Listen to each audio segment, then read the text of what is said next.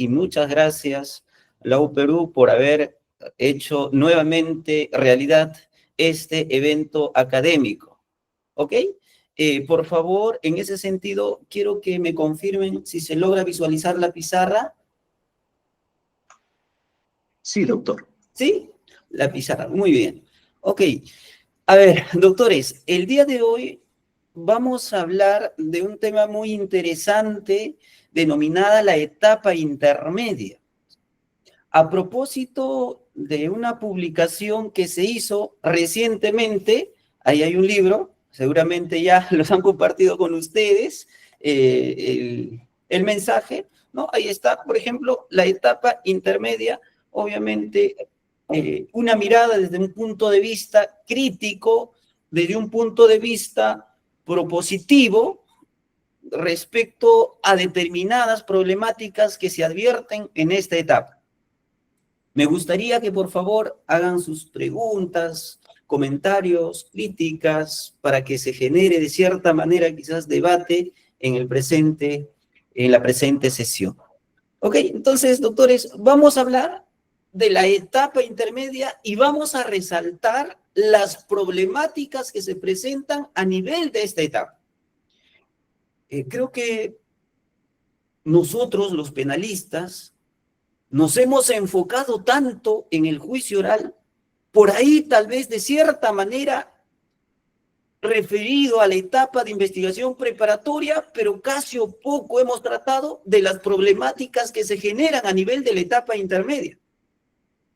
Justamente el día de hoy vamos a hablar de esta etapa y sus respectivas problemáticas que aún posiblemente no ha sido en muchas ocasiones resuelto por órganos jurisdiccionales. ¿Ok? Entonces vamos a empezar en ese sentido con respecto a esta etapa. A ver, un momentito. Un momentito. Vamos a... Aquí. A ver. Un momentito, por favor.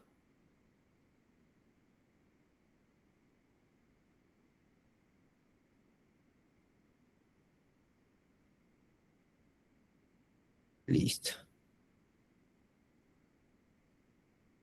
Ahí está. Muy bien. Ahora sí, vamos a hacer uso de la pizarra. Solamente para recordar, otros dicen que recordar es volver a vivir, de la clase que nosotros hemos tocado en la primera parte, habíamos hablado un poco de las etapas procesales. Como ustedes comprenderán, doctores, el proceso penal común se divide en 3 etapas. Por acá vamos a tener a la etapa de investigación preparatoria. Nosotros nos vamos a centrar hoy día en la etapa intermedia. Y finalmente viene la etapa de juicio oral. Pero la exposición se va a centrar justamente en la etapa intermedia. ¿Para qué sirve la investigación preparatoria? ¿Cuál es su finalidad? ¿Qué es lo que se hace a nivel de la etapa intermedia? En la etapa intermedia, el Ministerio Público, que es el titular de la acción penal, que es el director de esta etapa, dirige la investigación. Es el ente quien ejecuta los actos de investigación destinados a obtener elementos de convicción. Se entiende de que a nivel de la etapa de investigación preparatoria, el fiscal debe guiarse por el principio de objetividad. Esto quiere decir de que debe recabar elementos de convicción, fíjense, elementos de convicción de cargo y de descargo. Descargo. A veces, hay algunos fiscales, obviamente no todos, se enfocan más en recabar elementos de cargo. Creen que una persona investigada, ojo, de manera automática ya es responsable del delito. El día 9 de este mes, ¿ok? Nos llega un caso al estudio, en donde supuestamente mi patrocinada, alias X, se dedicaría a la venta de sustancias ilícitas.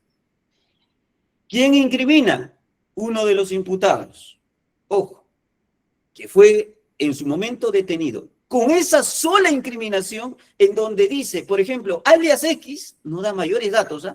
Vive en tal lugar, por ejemplo, Manzana H, y lote 5, digamos, ¿no? Y la policía con esa sola información va, ojo, al lugar de los hechos, ingresa, allana el inmueble. Con esa sola información. Y supuestamente recaba determinados elementos vinculados a la comisión de lo que les acabo de señalar. Con esa sola información, fíjense, Ministerio Público empieza a realizar actos de investigación, pero más referido a obtener elementos de cargo. Se olvida por ahí a obtener elementos de descargo, en el entendido de que, por ejemplo, ¿por qué avalar una ejecución de un prácticamente allanamiento ilegal? En esos, por ejemplo, en el ejemplo que les acabo de señalar, lo que debe hacer el Ministerio Público mínimamente es, ojo, abstenerse de utilizar elementos de convicción como son actas ilegales para solicitar algún tipo de medida en contra de los detenidos. Porque se advierte, por ejemplo, un ingreso, fíjense, ilegal a un domicilio. Pero más allá de ello, les decía, de que algunos fiscales obviamente no ven ese detalle. Creen que porque hay alguna persona que les ha sindicado, ingresan al proceso y ya es responsable y se olvida de obtener elementos de descargo.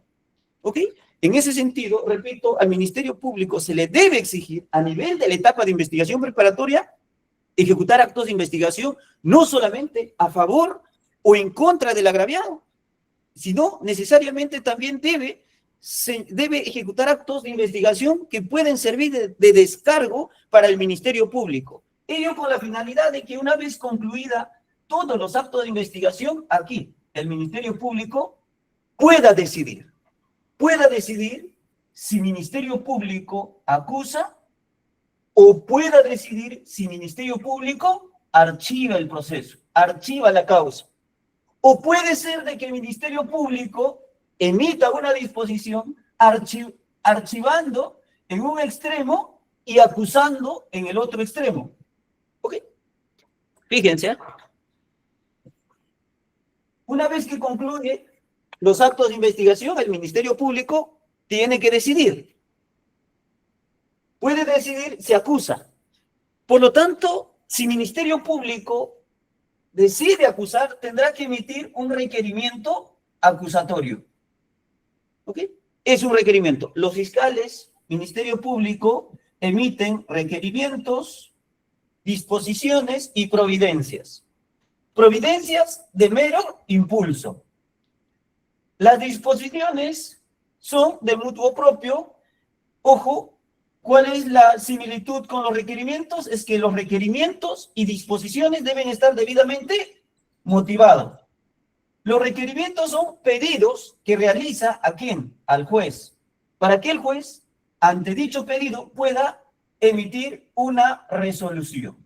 Por ejemplo, requerimiento de prisión preventiva. Por ejemplo, requerimiento de incorporación de un tercero civil. Por ejemplo, requerimiento acusatorio. Por ejemplo, requerimiento de prolongación de la prisión preventiva. Por ejemplo, requerimiento en este caso de acusación o sobreseimiento. ¿Ok? Entonces, una vez concluida la etapa de investigación, el Ministerio Público emitirá un requerimiento. Este requerimiento no solamente va a estar a merced del control del juez de investigación preparatoria, sino además de las partes procesales. ¿Ok? Partes procesales. Me parece de que vamos a cambiar de número. Partes procesales. Repito, el Ministerio Público emitirá en ese sentido el requerimiento acusatorio cuando a esa persona, Ministerio Público, quiere verlo a nivel de juicio oral. Cuando Ministerio Público no decide continuar con el proceso, emitirá una disposición que tenga por finalidad archivar el proceso. A esa, no es disposición, perdón, a ese requerimiento se denomina requerimiento de seguimiento. ¿Ok? Base legal del requerimiento acusatorio, vamos a analizar en breve, artículo 349, base legal del sobreseimiento, artículo 344.2, y o también Ministerio Público puede emitir un requerimiento mixto. Por un lado puede acusar y por otro lado puede sobreseer. Normalmente estos escenarios se advierten cuando existe pluralidad de imputados o puede haber pluralidad de delitos. Por ejemplo, Perico Palote es investigado por 2 delitos, por robo y por extorsión. En ese sentido, el Ministerio Público puede sobreseer por el delito de robo y acusar por el otro delito. Tendremos, en concreto, un requerimiento mixto, porque acusa y por otro lado sobresee. Otro escenario donde se puede dar este requerimiento mixto es cuando, por ejemplo, existen pluralidad de imputados. Acusa en contra de 3 y sobresee a favor de 2. Requerimiento mixto. ¿Ok? Vamos ahora. Nos vamos a quedar, ojo, solamente con la etapa con la etapa intermedia.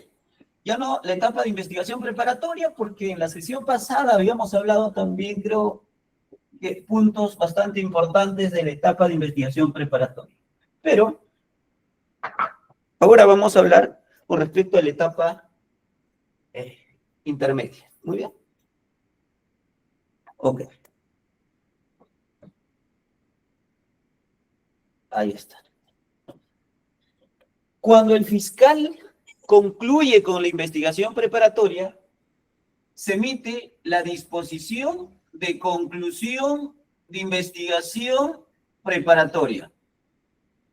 Con dicha disposición, fíjense, la fiscalía termina los actos de investigación. Ya no puede continuar con la investigación. En la clase pasada nosotros habíamos señalado de que la Corte Suprema había delimitado ya criterios con qué acto termina o concluye la etapa de investigación preparatoria, ¿no? En concreto, lo que la Corte Suprema ha establecido de que la etapa de investigación preparatoria termina con la emisión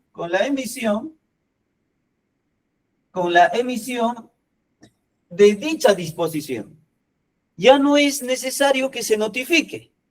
Simplemente concluye cuando el fiscal emite dicho documento en la fecha en la que es obviamente elaborada. Claro, luego se va a notificar.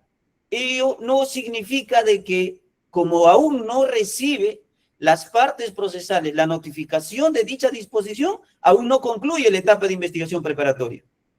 Lo otro era de que hasta qué punto el actor civil tiene posibilidad para constituirse en actor civil.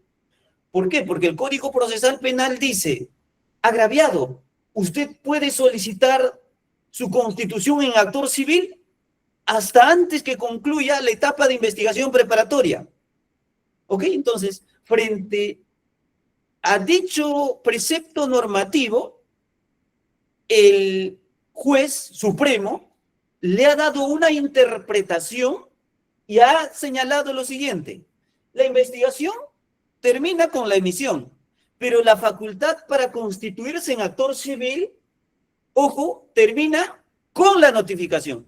Eso quiere decir de que si el fiscal emite la disposición y el agraviado se enteró por ahí que el fiscal concluyó la investigación, pero aún no ha recibido la notificación, de manera inmediata debe correr al juez de investigación preparatoria, presentar su escrito para que el juez de investigación preparatoria, ojo, pueda dar trámite a la constitución del agraviado en actor civil.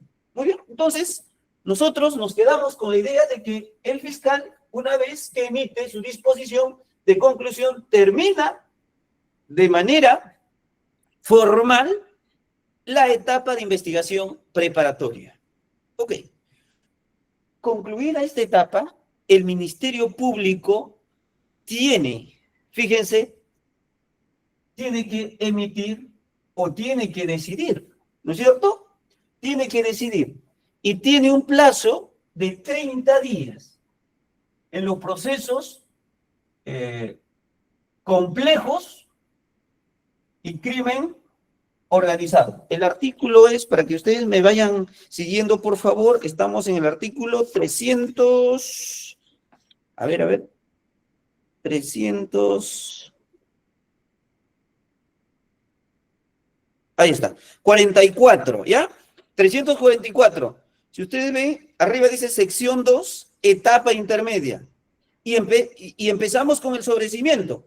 El artículo 334.1, que es una regla general que también rige para el tema del requerimiento acusatorio, dice lo siguiente. Dispuesta la conclusión de la etapa de investigación preparatoria, estamos aquí, dispuesta, fíjense, la conclusión de la etapa de investigación preparatoria, el fiscal decidirá en el plazo de 15 días, ojo, si es un proceso simple, entiéndase, si es un proceso simple, ojo, si formula sobreseimiento o en todo caso 30 días si es un proceso complejo o por crimen organizado. Obviamente está hablando del requerimiento de sobreseimiento. Es el mismo plazo también en caso el fiscal emita un requerimiento acusatorio. Por lo tanto, concluida la etapa de investigación preparatoria, el fiscal en los procesos simples tendrá 15 días para decidir. Y en los procesos por crimen organizado o procesos complejos, hasta 30 días para poder decidir. ¿Qué va a decidir? Solamente tiene dos opciones, o vamos a sumarlo, conforme ya habíamos hablado. Puede emitir un requerimiento acusatorio, puede emitir un requerimiento de sobreseimiento, o puede emitir un requerimiento, ya hemos dicho, mixto. ¿Ok? Mixto. Ok. Dichos requerimientos, vamos a hablar en principio del procedimiento, ¿ya? Luego vamos a regresar para ver cada una de las problemáticas. Dicho requerimiento, obviamente, debe ser puesto de conocimiento al juez de investigación preparatoria. El juez de investigación preparatoria recibe el requerimiento, no se queda consigo mismo, tiene que notificar. ¿A quiénes notifica?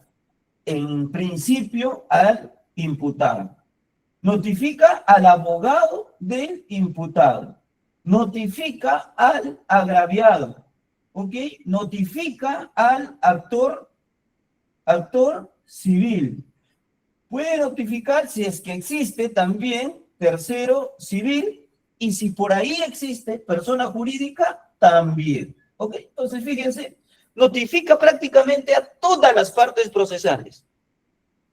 Las partes procesales reciben el requerimiento. ¿Ok? Reciben el requerimiento, luego tienen, y ahí va la primera problemática, el plazo de 10 días. ¿Para qué? Para que puedan oponerse al requerimiento, para que puedan absolver al requerimiento, para que puedan formular sus respectivas pretensiones frente al requerimiento, para que pueda ofrecer, fíjense, los medios probatorios frente al citado requerimiento. Ello dependerá desde qué punto de vista uno actúa. Por ejemplo, si fiscal emite un requerimiento de sobreseimiento, obviamente quien va a estar feliz es el abogado del imputado y su imputado. Sin embargo, quien va a estar sacando chispas probablemente va a ser la parte agraviada o el actor civil. Consecuentemente, el actor civil tendrá el plazo de los 10 días, sin importar si es proceso complejo, si es proceso por crimen organizado o proceso simple, para que pueda oponerse al requerimiento de sobreseimiento. Si, por ejemplo, el Ministerio Público emite un requerimiento acusatorio, obviamente a quien no le va a gustar el pronunciamiento fiscal es o será el abogado del imputado. ¿Por qué? Porque el abogado del imputado, dentro de los 10 días, tendrá que realizar observaciones formales a la acusación, tendrá que ofrecer sus medios probatorios, tendrá que solicitar el sobreseimiento o alguna defensa o algún mecanismo pueda cuestionar al requerimiento acusatorio, pero solamente se tiene 10 días. 10 días. No importa si estamos ante un proceso simple, no importa si estamos ante un proceso complejo, no importa si estamos ante un proceso por crimen organizado, no importa nada. Solamente los abogados litigantes, nosotros, ¿ok? Tenemos 10 días. ¿Cuántos días tenía el fiscal para emitir su requerimiento? 30 días en procesos complejos y crimen organizado. 15 días en los procesos simples. Oiga, si el fiscal tenía tantos días para poder pensar, analizar, aunque ellos ya sabían qué es lo que van a hacer, ¿eh?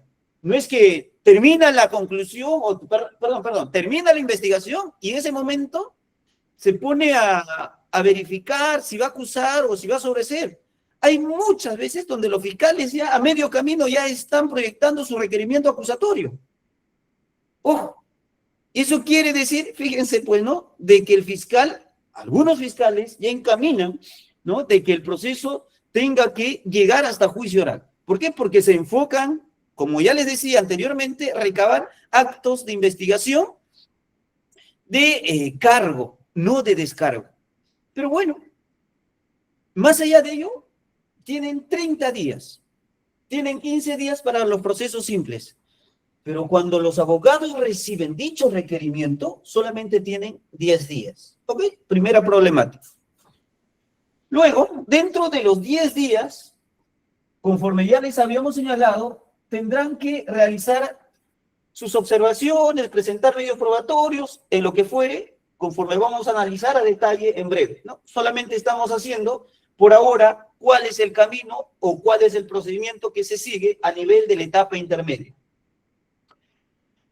Los escritos, las absoluciones o oposiciones que presenten las partes dentro de los 10 días, obviamente es presentado ante el juez, ante el mismo juez. Oiga, por allí alguna vez había visto de que un abogado, fíjense, había presentado este escrito al Ministerio Público. Y obviamente no hay solución al respecto, porque el abogado tiene que presentar al juez de investigación preparatoria, no al fiscal. Y el abogado en su momento decía, pero si el fiscal ha emitido el requerimiento acusatorio, yo tengo que presentarlo al fiscal. Un momentito, el fiscal emitió y ahora quien dirige la etapa intermedia, ojo, la etapa intermedia es el juez. ¿Se entiende? Juez de investigación preparatoria. ¿Ok? ¿Cierto?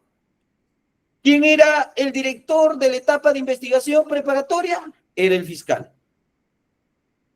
En la etapa intermedia, quien dirige la etapa, quien es el director de la etapa, quien tiene las riendas de la etapa, es el juez de investigación preparatoria. Consecuentemente, los pedidos, los requerimientos se tienen que realizar en la etapa de investigación preparatoria. Tengo por ahí una pregunta. Dice, en la etapa intermedia, ¿hay plazos? Sí hay plazos, ¿ok? Son plazos calendarios, no se contabiliza días hábiles, ¿ok? Son plazos que anteriormente no estaban regulados, no estaban regulados. Se dice de que los procesos simples no deben durar más allá de los 30 días desde que se presente el requerimiento. Quiere decir, desde que el juez recibe el requerimiento, tiene 30 días para que pueda concluir con la audiencia, para que pueda concluir con la etapa intermedia y luego derivar el caso a donde corresponda o archivar el caso. Y en los procesos por crimen organizado y procesos complejos, nos dicen hasta 90 días. ¿Ok? Déjame corroborar, por favor, porque hay una modificatoria, artículo audiencia preliminar. Sí, ahí está. Es el artículo 351, numeral 4. Allá. es 40 días, perdón, es 40 días para procesos simples y 90 días para procesos complejos y crimen organizado. Anteriormente, no tenía plazo la etapa intermedia, pero la etapa de investigación preparatoria sí tiene sus plazos.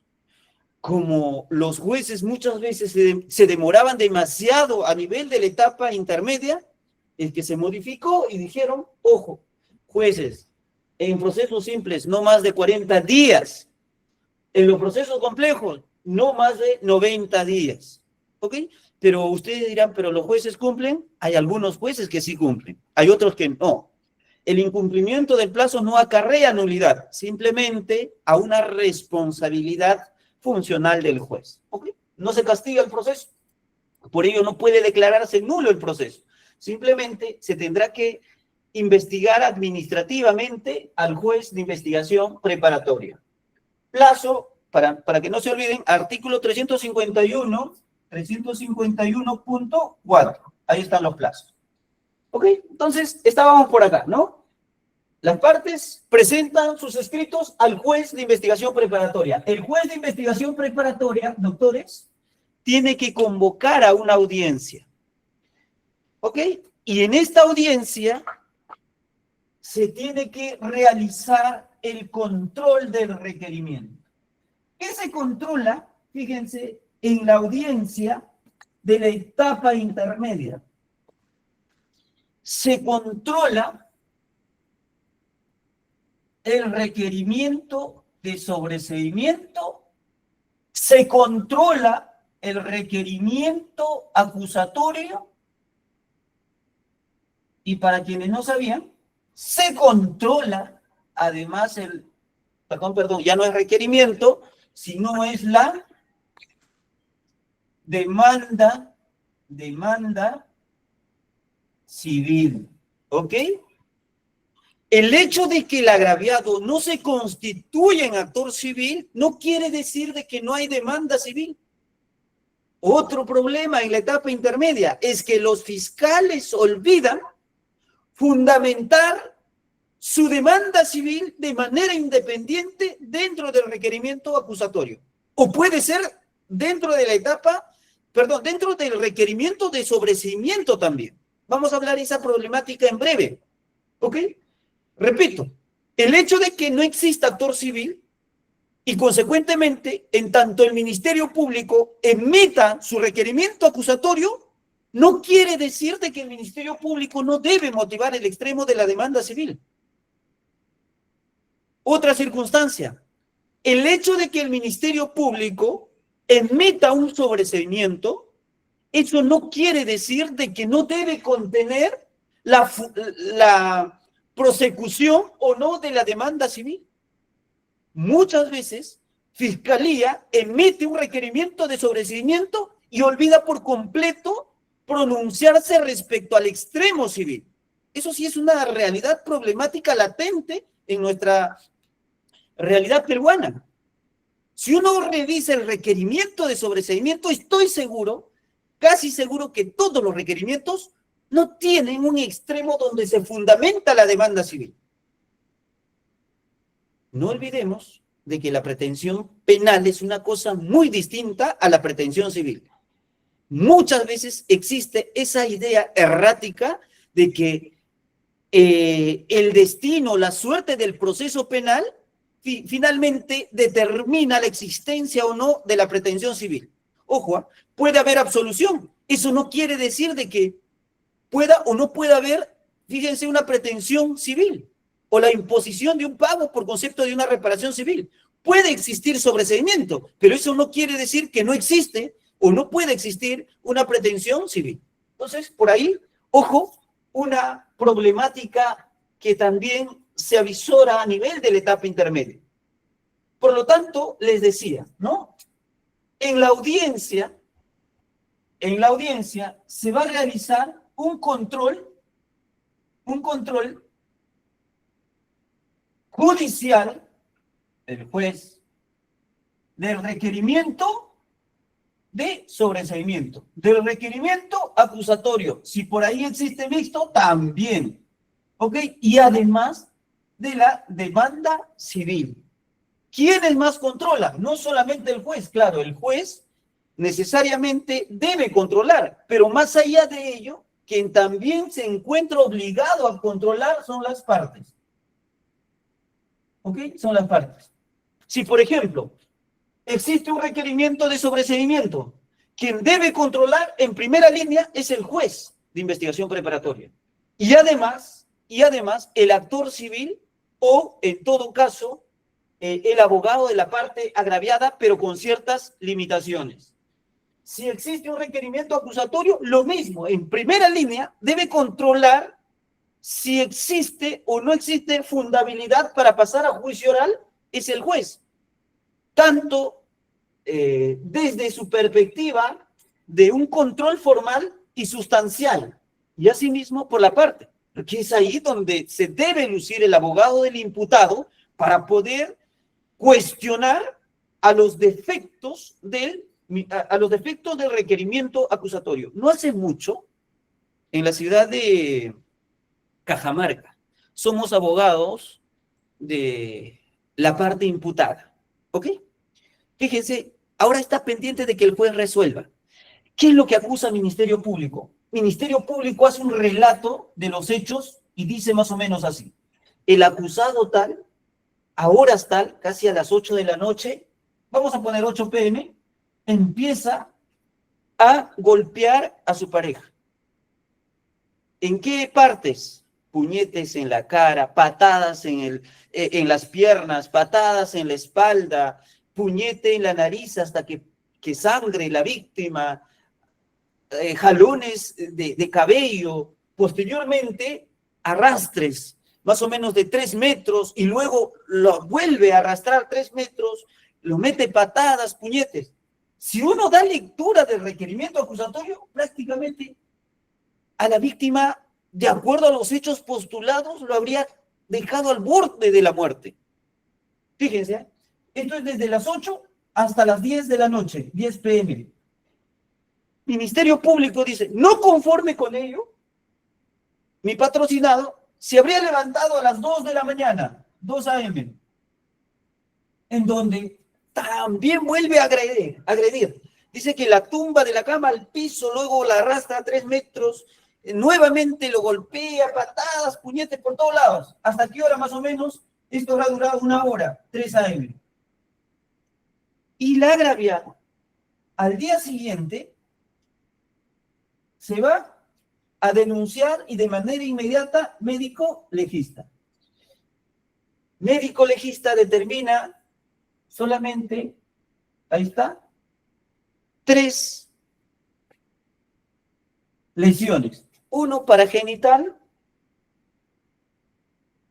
uno paragenital y 2 extragenitales, más o menos por el pecho, ¿ya? 2 lesiones por el pecho, equimosis, ¿ya? Y una lesión paragenital. Fíjense, ¿ah? No se condice con todo el relato frente a la supuesta agresión, en donde aparece solamente 3 lesiones en las partes específicas. Atención facultativa un día. ¿Ok?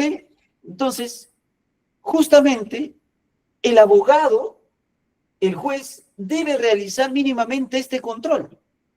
No porque se encuentra de esta manera relatado y existe mínimamente un elemento que lo puede respaldar, pueda pasar esto a juicio oral.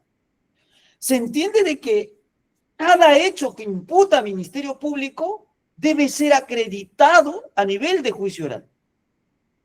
Consecuentemente, fíjense, en este escenario, ojo, se puede solicitar insuficiencia probatoria, porque no se estaría finalmente logrando mínimamente, pues, vislumbrar una existencia de un daño donde casi se mataría a la víctima y cuando por ahí aparece solamente con 3 lesiones.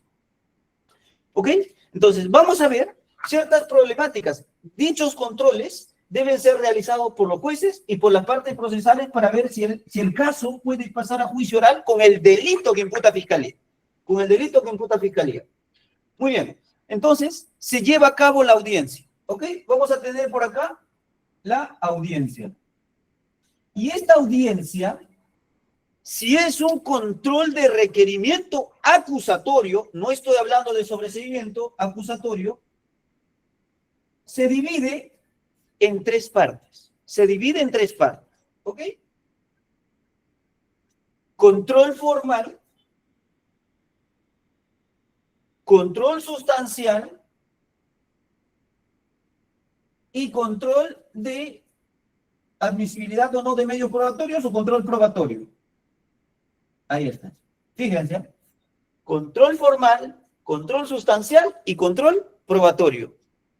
¿Qué se evalúa en el control formal? Se evalúa si Ministerio Público ha dado cumplimiento o no a las formalidades que exige el Código Procesal Penal. Específicamente, dichas formalidades se encuentran establecidas en el artículo 349. ¿Ok? Fíjense, el artículo 349 dice lo siguiente. Ahí está. Contenido de la acusación. La acusación fiscal será debidamente motivada. Oiga, no es que yo emito mi acusación y digo de que la agraviada ha sido prácticamente víctima de golpes, puñetes, patadas, qué sé yo, que la dejaron al borde de la muerte y solamente llevo un elemento de convicción para acreditar todo ello. Y el elemento de convicción que estoy postulando me dice una cosa muy contraria a lo que relata el Ministerio Público. Por ejemplo, en ese escenario no habría una debida motivación del requerimiento acusatorio.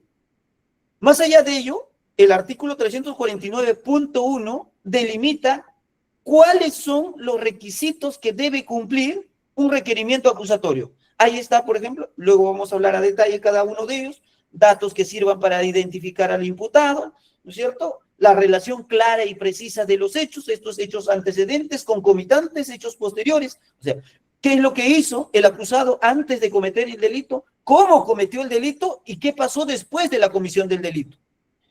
Los elementos de convicción que fundamenten el requerimiento acusatorio. En este caso hay un gran problema de que los fiscales olvidan fundamentar elementos de convicción de descargo. Fundamentan su requerimiento acusatorio solamente con los elementos de convicción que ellos creen conveniente. Por ejemplo, hay tres testigos, ¿ok? Hay tres testigos. Y estos tres testigos realizan declaraciones contradictorias, al menos digamos dos de ellos. Uno de ellos dice de que sí vi al imputado. Y los otros testigos dicen, los dos que estaban también en el mismo lugar del hecho, dicen, no vi al imputado. Y cuando Ministerio Público formula su requerimiento acusatorio, se olvida de estas dos personas y fundamenta su requerimiento acusatorio solamente con la versión dada por uno de los imputados. Fíjense, obviamente no está regulado en el Código Procesal Penal para exigir al Ministerio Público que debe fundamentar su requerimiento para descartar aquellos elementos de convicción que han sido recabados a nivel de la etapa de investigación preparatoria. No lo exige. Por eso es que en el libro que nosotros hemos analizado, hemos escrito, se postula determinadas medidas como para poder modificar el Código Procesal Penal. Y entendemos de que, fíjense, el Ministerio Público debe analizar cada uno de los elementos de convicción que en su momento la consideró útil, pertinente y conducente al momento de formular su requerimiento acusatorio. Si no, ¿para qué recabó a nivel de la etapa de investigación preparatoria? Si hubiese quedado sin hacer nada. O simplemente hubiese ejecutado actos de investigación que a él le considera conveniente y no a las partes. Entonces, por ahí hay un grave problema, ¿no? La mayoría de los casos, no obviamente todas, ¿no? Se advierte de que al momento de emitirse un requerimiento acusatorio, olvidan por completo sustentar por qué es que debe descartarse a un elemento de convicción que no le conviene. Así como hacen los jueces prácticamente a nivel de la sentencia. Los jueces de juicios orales necesariamente tienen que valorar todos los medios probatorios. Y si es que va a condenar, tiene que justificar por qué motivo es que no debe valorar o le resta valor probatorio a un medio probatorio de descargo. ¿Ok? Lo mismo debe hacer el Ministerio Público, porque acá dice, debe motivar los elementos de convicción que fundamenten el requerimiento acusatorio, pero no es que el requerimiento acusatorio debe fundamentarse solamente con elementos de convicción que al Ministerio Público le conviene. Porque si eso fuese así, se abriría una puerta, una posibilidad de plantearle un sobreseimiento de manera muy fácil. ¿Por qué? Imagínense que el Ministerio Público tiene 10 elementos o 10 elementos de convicción, 10 elementos. De estos 10 elementos, al Ministerio Público solamente le favorece a su teoría del caso, digamos, 6 elementos. Y con estos 6 elementos fundamenta su acusación. Y no quiere comentarle, no quiere decirle nada al juez respecto a los cuatro elementos. Pobrecitos de aquellos imputados que no tienen un abogado, que se esfuerzan o que se esmeren a nivel de la etapa intermedia. Claro, hay algunos que ni siquiera ofrecen medios probatorios. Cuando ya están a nivel de juicio oral, se dan cuenta de que en su oportunidad no ofrecieron estos 4 elementos de convicción. ¿Por culpa de quién? Muchas veces por la culpa de la Fiscalía, porque mínimamente debió haber sustentado aquí por qué es que no debe fundamentar, por qué es que debe descartar estos 4 elementos. Pero como la norma no exige, Fiscalía dice, no, solamente estos elementos de convicción me convienen y consecuentemente voy a fundamentar con estos elementos de convicción de manera discriminada. Pero si hay por ahí un abogado que verifica a detalle el requerimiento acusatorio y además los elementos de convicción, va a decir un momentito, señor fiscal, acá hay 4 elementos de convicción que usted no lo ha tomado en cuenta. Y consecuentemente, si eso ocurriese, yo como abogado, a nivel de la etapa del control sustancial, tendría que formular un sobreseimiento. ¿Ok? ¿Cuál sería posiblemente una de las causales? El sobreseimiento establecido en el artículo 344, numeral 2, literal D, me parece. Literal D. Acá está. 344, numeral 2, literal D. ¿Qué dice? No existe razonablemente la posibilidad de incorporar nuevos datos a la investigación y no haya elementos de convicción suficientes para solicitar el enjuiciamiento de la causa. Fíjense, yo presento mi sobreseimiento porque no existe suficientes elementos de convicción. El juez dice, ojo, efectivamente, por un lado tenemos 4 elementos del abogado y por otro lado tenemos 6 del Ministerio Público. El detalle no está, ojo, en la cantidad de elementos de convicción. El detalle está en la calidad de los elementos de convicción. Siendo 4, puedo generar de cierta manera duda, ¿no? O insuficiencia probatoria. Si eso ocurriese, ojo, tendría que necesariamente el juez sobreseer. Pero lamentablemente, ¿qué es lo que dice la Corte Suprema? Cuando adviertes duda, ojo, cuando mínimamente existe duda, tienes que pasar la causa a juicio oral. Oiga, ya, vamos a llegar con duda a nivel de juicio oral. Se genera la duda a nivel de juicio oral. Frente a una duda, ¿qué queda? ¿No es que queda absolver? ¿No es cierto?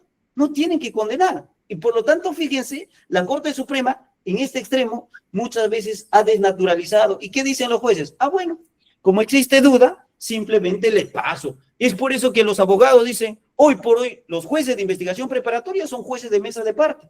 Porque todos los casos que llegan a juicio oral, que se formalizan, llegan a juicio oral. ¿Para qué nos hemos cambiado de sistema procesal penal? Se entendía de que el nuevo Código Procesal Penal justamente creaba una nueva etapa. ¿Y cuál es esa etapa? La etapa de investigación preparatoria, la etapa intermedia. La etapa de filtro procesal.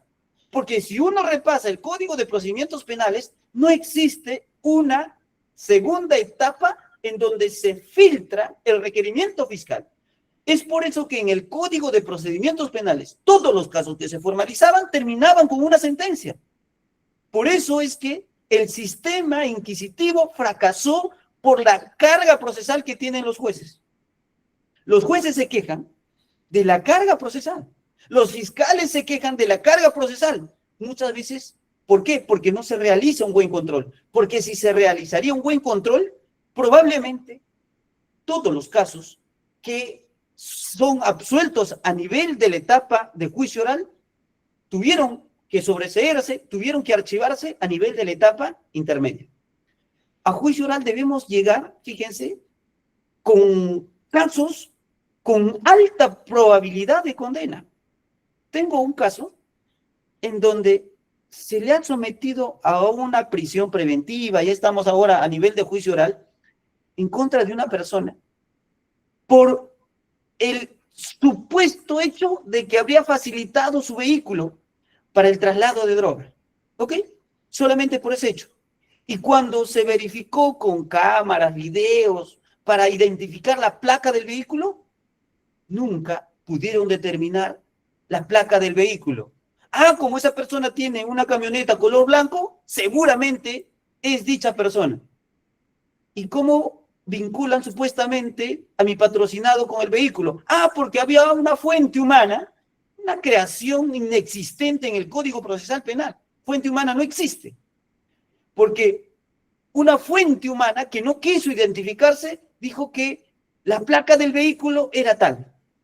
Mi patrocinado, hoy por hoy, se encuentra con prisión preventiva más de 12 meses, ¿ya? Y estamos en la recta final de juicio oral y Ministerio Público solamente tiene, uno, el acta policial, ni siquiera lo han ofrecido al policía para que pueda declarar a nivel de juicio oral, en donde se consigna que a su despacho policial se habría personado fuente humana y le había dicho que la placa del vehículo era ello. Y cuando uno visualiza los videos, porque ya terminamos de visualizar todos los videos, en ningún momento sale la placa del vehículo. Sometieron a pericia en su momento para identificar la placa del vehículo. La pericia dijo que no se puede determinar la placa. Y pese a ello, ojo, yo no fui abogado a nivel de la etapa intermedia. Pese a ello, los jueces de la etapa intermedia pasaron ese caso a nivel de juicio oral. A veces, en algunos momentos, termino la audiencia, muchas veces tengo el hígado en la mano. ¿Ok? ¿Por qué? Por estas cosas, justamente por estas cosas, pero cuando a veces estas personas quienes resuelven estos casos predican en algunos eventos académicos, señalan todo lo contrario, todo lo contrario. Estoy seguro de que si alguien acá hay quien litiga, ¿no es cierto?, se va a enfrentar con estas cosas. Estoy seguro. Y para aquellos estudiantes, bueno, les digo justamente qué es lo que pasa cuando ya uno litiga. ¿Ok? Eso es lo que pasa. A veces no terminan por complementar muchas veces la teoría con la práctica. Cuando uno sale de la universidad, muchas veces cree estar en un país de las maravillas, donde necesariamente debe ser así como uno estudia, ¿no? Por ejemplo, de la prisión preventiva. De la prisión preventiva. Es uno de los temas que, a decir verdad, abordamos incluso mi persona como docente en una casa de estudios, en posgrado, y nos metimos a analizar, a discutir, porque están fiscales, jueces, asistentes jurisdiccionales. En una discusión académica es muy rico debatir estos temas, pero muchas veces cuando salen ya prácticamente a resolver el caso, se cambia de idea, se cambia de chip. ¿Ok? Bueno, no estoy generalizando, sino solamente en determinados casos. Ok. Ahora, una vez terminado el control sustancial, se pasa a la etapa probatoria. Se pasa a la etapa probatoria. ¿Qué es lo que se ve en la etapa probatoria? Cada una de las partes, vamos a hablar también más adelante, algunas problemáticas, tienen que ofrecer sus medios probatorios. ¿Ok? Fiscal ofrece sus medios probatorios, actor civil, medios probatorios, lo mismo hará el abogado. ¿Ok? Entonces, una vez que concluye esta subetapa, el juez emite una resolución. A esa resolución se denomina auto de enjuiciamiento. En el auto de enjuiciamiento, normalmente se establece el nombre del imputado, la identificación, ¿no es cierto?, del imputado, los hechos que han sido materia de imputación. El Código Procesal Penal no obliga al juez, pero necesariamente el auto de enjuiciamiento debe contener el hecho materia de imputación. La acusación, obviamente que sí, Pero muchas veces, ¿qué es lo que pasa, doctores? Esta es una realidad también. En pleno debate, si el control formal, muchas veces el juez solicita que el fiscal corrija la acusación en determinados supuestos de omisión o aspectos formales, pero queda en el debate. Muchas veces no lo hacen de manera escrita. Claro, cuando la observación es sustancial, si Fiscalía realiza una subsanación a través de una disposición. ¿Ok? Normalmente, estos debates terminan en la discusión en audiencia y luego se olvida finalmente de cómo es que el fiscal estructuró las observaciones realizadas por las partes, porque todo queda en la audiencia, en el acta estará, pero finalmente en el auto de enjuiciamiento, si ustedes dan lectura, no está o no obliga al juez de que este juez debe mínimamente circunscribir finalmente el hecho materia de imputación. Por lo tanto, nosotros consideramos de que sí debe estar el hecho. ¿Ok? Debe estar, bueno, ahí sí dice la norma, ¿qué delito se le está imputando? El delito.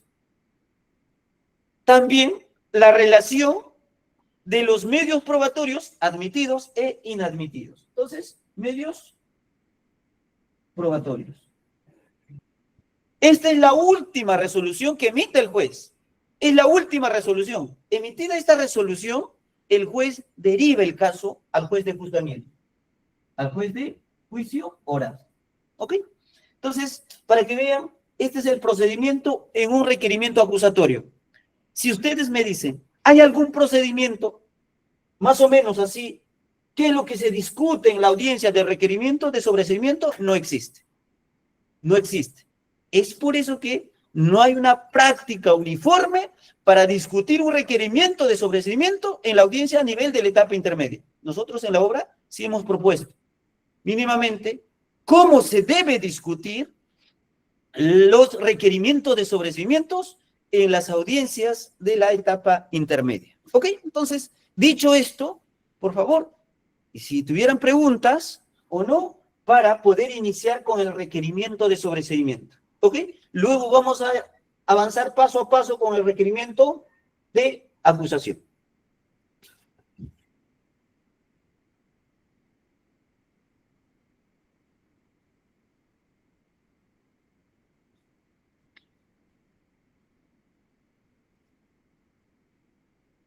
¿Sí? ¿Me siguen, doctores? ¿Ok? Muy bien. A ver. Requerimiento acusatorio. No, sobreseimiento, ¿ya? Artículo 344 del Código Procesal Penal. ¿Ok? Entonces vamos a hablar del sobreseimiento.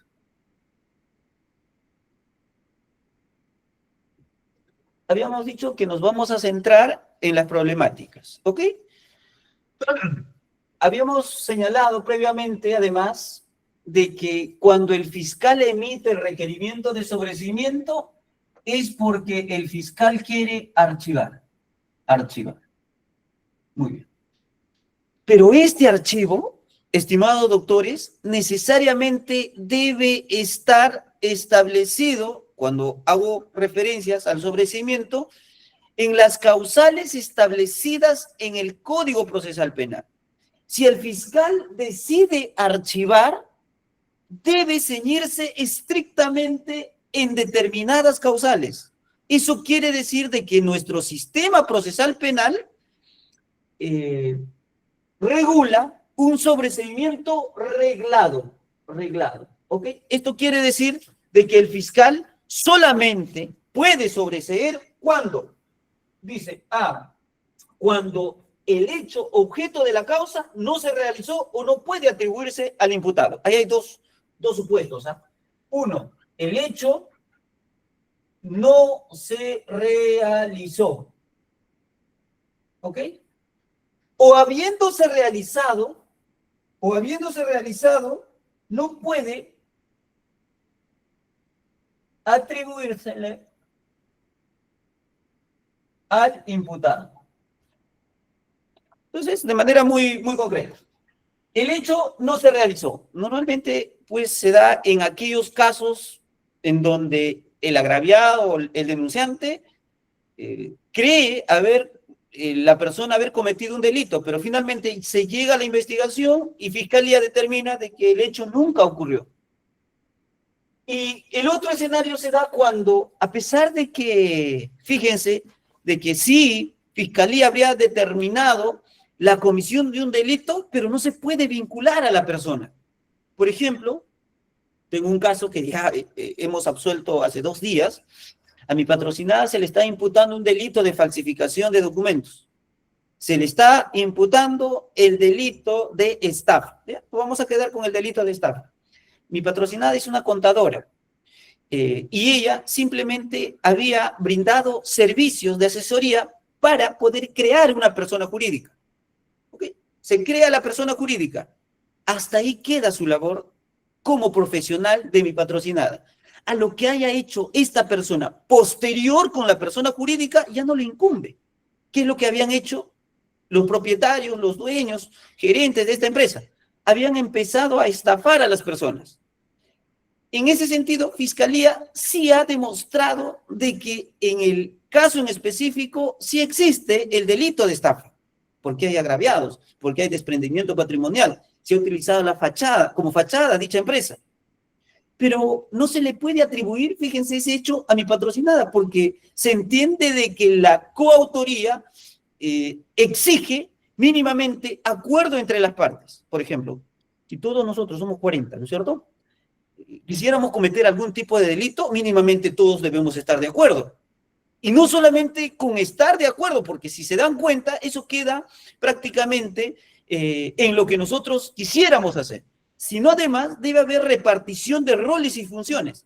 Bueno, ¿quién va a ser, por ejemplo, quién va a constituir la empresa? Posteriormente, ¿quién va a ser quien va a crear las cuentas de la empresa? ¿Quién va a ser el gerente? ¿Quién va a ser el administrador? Y deben tener conocimiento mínimamente este grupo de personas que justamente se están encaminando a la comisión del delito. Más allá de ello, se entiende de que los coautores intervienen en la ejecución del delito. Si no se advierte, por ejemplo, estos presupuestos, en un determinado caso, en el ejemplo que les acabo de plantear, nosotros consideramos de que ese hecho no puede ser atribuido a mi patrocinada. Es más, ahí habría prohibición de regreso, ¿no es cierto? ¿Por qué? Porque ella ha realizado un determinado rol en función a su profesión y los hechos que puedan haberse realizado posteriormente ya no lo incumben, ya no lo incumben. Muy bien. Es cuando se acredita el hecho, pero no se puede atribuir al imputado. Punto 2, dice, el hecho imputado no es típico, concurre a una causa de justificación, de culpabilidad o de no punibilidad. ¿Okay? En estos escenarios normalmente se da la atipicidad de la conducta. Ustedes comprenderán, estimados doctores, de que los delitos, todos los delitos, tienen elementos objetivos, elementos subjetivos, elementos estructurales, ¿no es cierto? Elementos normativos. Si alguno de los elementos no está o está ausente, no se configura el delito. No se configura el delito. Por ejemplo, se imputa el delito de robo y no hay violencia. Violencia es un elemento objetivo. Se imputa el delito de robo, no hay amenaza. Consecuentemente, ese hecho sería un hecho atípico. En ese escenario, el fiscal puede sobreseer la causa. Causa de justificación, por ejemplo. Alguien sale de su trabajo, detrás de él aparece una persona con la intención de robarlo. Como esta persona estaba con su lapicero en la mano, voltea, incrusta el lapicero en la yugular de la persona y muere el supuesto delincuente. Esa persona obviamente ha matado, pero el acto que realiza se analiza a nivel de la antijuricidad y esa conducta está autorizada por la norma. Quiere decir de que, ojo, uno está autorizado a matar, por ejemplo, a determinadas personas cuando tenga que hacerse respetar o defender sus derechos como cualquier persona. En este caso, el derecho a la vida. A ver, doctores, se nos va descargando. Un momentito, doctores, la batería se me va descargando.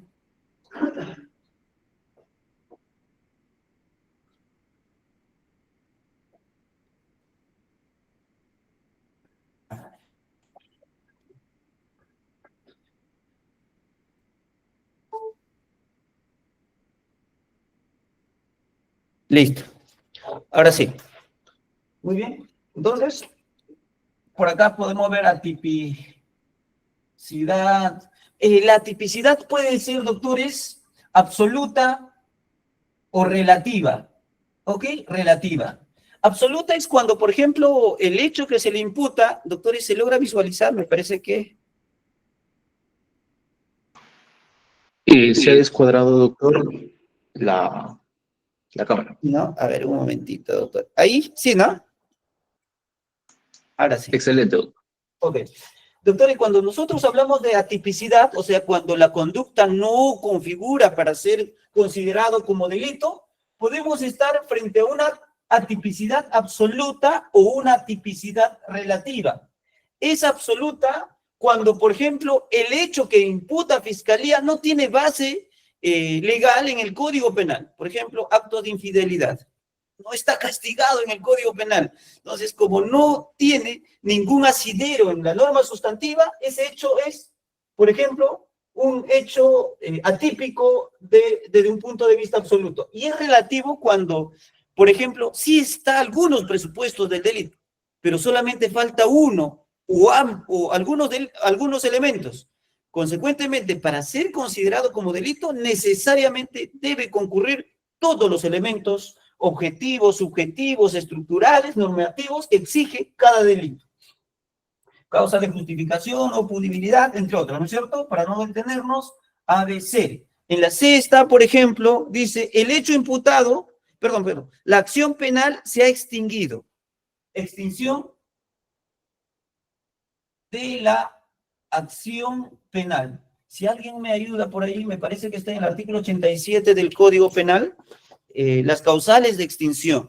¿Cuándo se extingue, por ejemplo, la acción penal? Vamos a doblar por acá. Artículo 87 dice lo siguiente. No, no es 87. Es 78 entonces, al revés. Ahí está, 78, perdón, 78. Muy bien. Dice, causales de extinción. La acción penal se extingue. ¿Cuándo, doctores? Por muerte del imputado. Claro, si ha muerto, pues, ¿cómo vas a seguir acusando? Tienes que sobreseer la causa, ¿no? ¿No es cierto? Prescripción. Claro, hay prescripción ordinaria y prescripción extraordinaria. Amnistía y el derecho de gracia. También se puede extinguir la acción penal por autoridad de cosa juzgada. Ya condenaron, ya investigaron, ya procesaron. Fiscalía desea investigar nuevamente. Se percata de que dicha persona ya ha sido investigado. Ya hay una resolución respecto a esos hechos. Entonces, hay cosa juzgada. No puede continuar. 3. En los casos que solo procederá a la acción privada, en la 3 está referido a la acción penal privada. Entonces, las causas pueden ser por muerte del imputado, por prescripción, amnistía, el derecho de gracia, por autoridad de cosa juzgada y, consecuentemente, la base legal, artículo, vamos a modificar acá, doctores, está en el artículo 78. ¿Ok? 78. Asimismo, doctores, otra de las causales por el que se debe sobreseer dice, no existe razonablemente la posibilidad de incorporar nuevos elementos y además existe insuficiencia probatoria. ¿Ok? No hay posibilidad de realizar actos de investigación y además, y no dice, oh, doctores, y además existe insuficiencia probatoria. Insuficiencia en los elementos de convicción. Muy bien. ¿Cuál es el sustento normalmente cuando un abogado, porque un abogado también puede solicitar el sobreseimiento frente a una acusación, es de que en principio debe verificarse cuántos actos de investigación y qué actos de investigación Fiscalía habría ordenado durante la etapa de investigación preparatoria? Por ejemplo, si Fiscalía ordenó 10 actos de investigación y los 10 actos de investigación se han llevado a cabo, consecuentemente uno realiza el análisis y determina de que no hay otro acto de investigación para poder realizar, entonces ese escenario debe ser sustentado ante el juez. Porque puede ser de que se llevó a cabo solamente 8. Ah, claro, ahí el juez va a decir un momentito. Se han llevado a cabo 8 diligencias. Me parece que las 2 diligencias que faltan sí podría dar el giro, ¿no es cierto?, a esta decisión que se pretende abordar. Y además, la insuficiencia probatoria, grado de sospecha, ¿no es cierto? Porque para acusar se exige sospecha suficiente. Y en determinados casos, cuando no se supere esta sospecha suficiente, puede sobreseerse la causa siempre en cuando, ojo, siempre en cuando concurra la imposibilidad de realizar nuevos actos de investigación y además frente a una existencia de sospecha insuficiente. Ahora, como ustedes comprenderán, y aquí viene el problema, doctores, aquí viene el problema. Aquí viene el problema.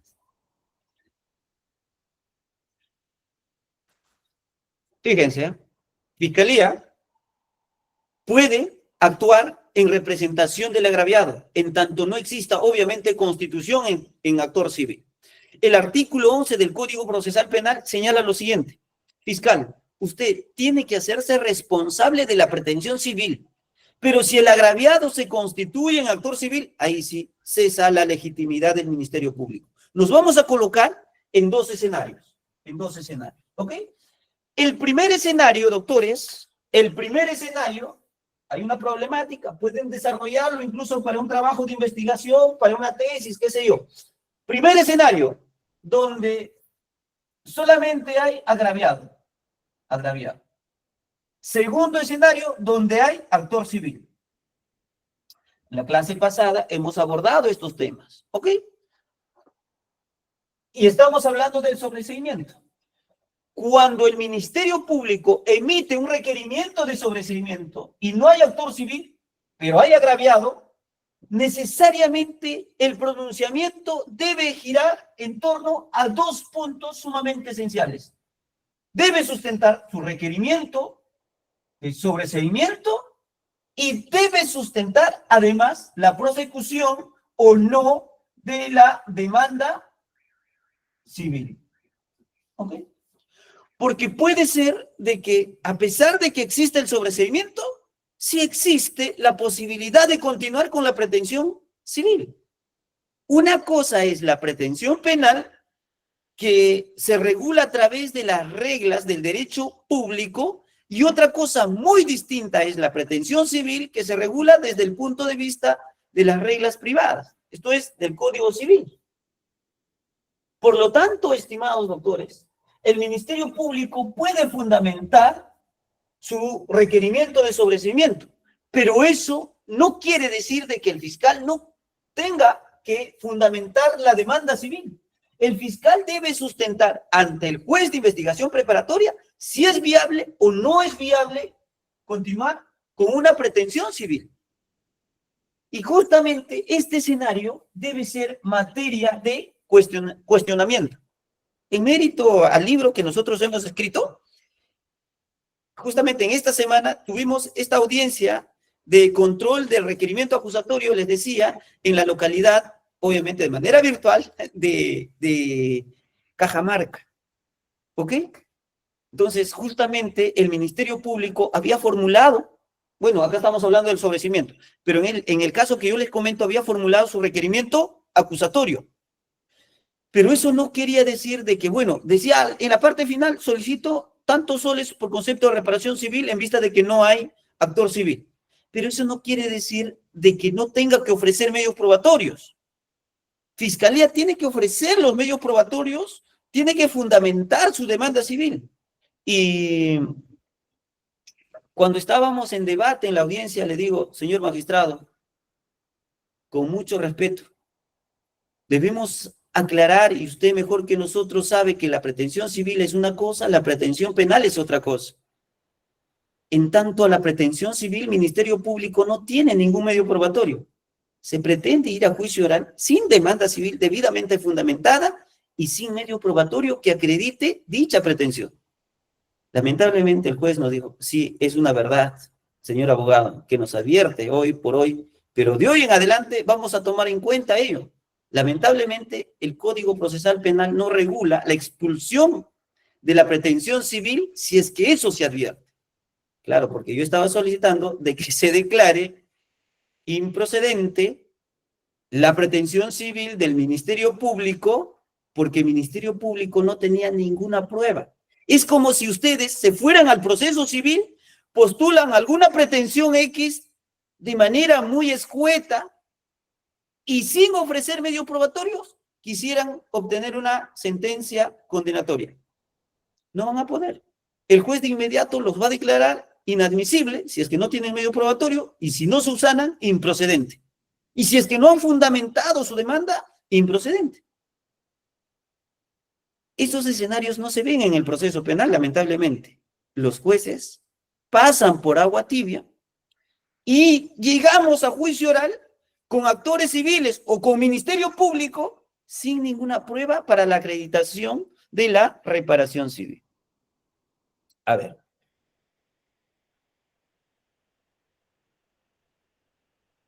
Me parece que hay una pregunta. Doctor, si nosotros como abogados fundamentamos nuestro pedido de sobreseimiento, en muchas veces lo rechaza el juzgado porque indican que no se puede valorar los medios probatorios o probar hechos que ya eso le compete al juez de juzgamiento, por ejemplo, un caso de error de tipo, artículo 300, muy bien. Ok, sí, a ver, en este caso, los jueces de la etapa intermedia obviamente no pueden valorar medios probatorios, pero sí tienen que analizar los elementos de convicción. La valoración de los medios probatorios se da obviamente a nivel de juicio oral. Y muchas veces, cuando los abogados postulamos justamente sobreseimientos, en primera línea, ¿qué dice Fiscalía? Doctor, un momentito, el abogado ya está haciendo un análisis como de cierta manera, valorando elementos de convicción para que pueda sustentar su pedido.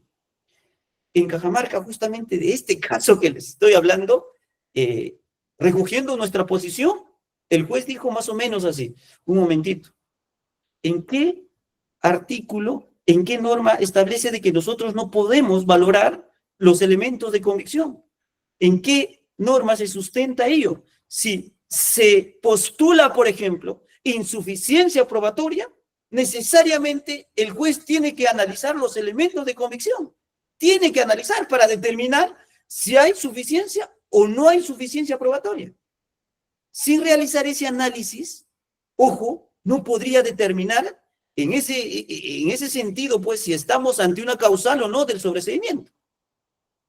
Por lo tanto, creo que es una idea que no puede ser aceptada de que los jueces de investigación preparatoria no puedan realizar juicios de análisis respecto a los elementos de convicción recabados o postulados por las partes pertinentes. Muy bien.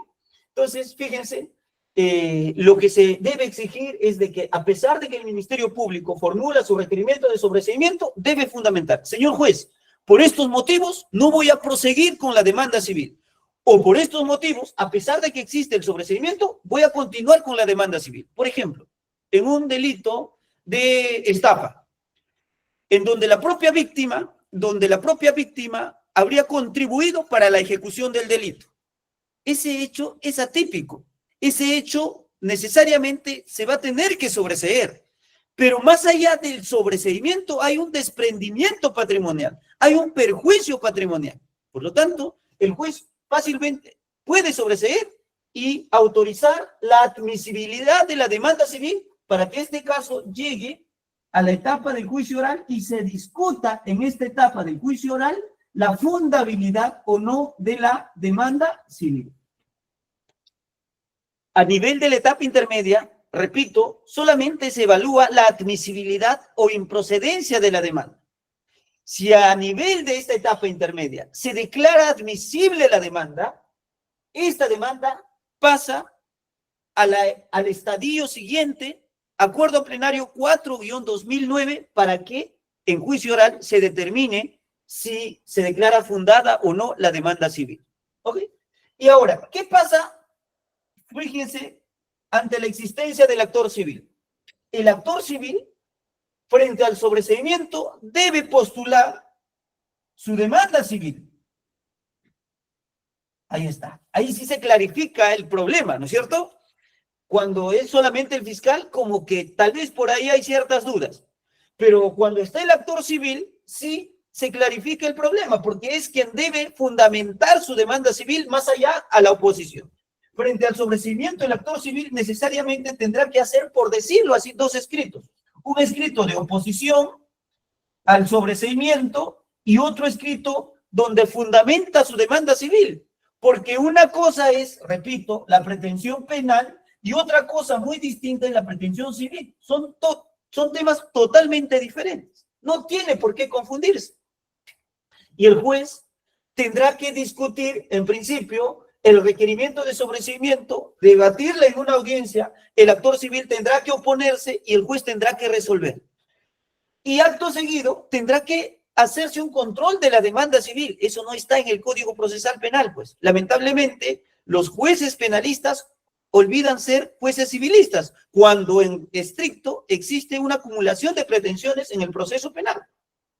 Y esto quiere decir de que una vez declarado, por ejemplo, admisible, tenga que remitirse el caso a juicio oral, donde se va a debatir o se puede debatir exclusivamente la demanda civil. ¿Ok? Para no perdernos en esta idea, vamos a hablar ahora del requerimiento acusatorio. ¿Ok? Del requerimiento acusatorio. En este mismo ejemplo, ¿eh? Ejemplo 1 y ejemplo 2. Fíjense, aquí la figura cambia. Porque acá se postula el abandono de la Constitución en actor civil. Así está en el libro. Hemos introducido una figura bastante interesante. A ver, les dejo a discreción de ustedes. Me gustaría que opinen al respecto, porque en su oportunidad, por ahí salí hablando un poco de estos temas. Muchas personas estaban de acuerdo, otros no. Por ahí recibimos ciertas críticas, pero los tomamos con bien. No hay ningún problema. No hay ningún problema. Ok, vamos a hablar del actor civil. Ahí está. Por ejemplo, cuando existe constitución en actor civil, Ministerio Público se olvida de su pretensión civil. ¿Por qué? Porque tiene que ser el actor civil quien postula su demanda civil. ¿Por qué? Su demanda civil. Muy bien, entonces, el Ministerio Público emite su requerimiento. ¿Ok? Este requerimiento va a ser debatido en audiencia, ya hemos dicho, en audiencia. Por otro lado, el actor civil tiene que formular su demanda civil. Y esta demanda civil también tiene que ser debatida en audiencia, porque frente a esta posición del actor civil va a tener de otro lado, de otro bando, al abogado del imputado, porque a nadie le va a gustar de que, por ejemplo, se postule demandas civiles sin sustentos probatorios o sin sustento de fundabilidad de la demanda en estricto. Va a ser sometido en audiencia, va a ser controlado por el juez. ¿Ok? Entonces, frente al requerimiento de acusación del fiscal, se puede emitir un auto de enjuiciamiento, conforme ya hemos dicho.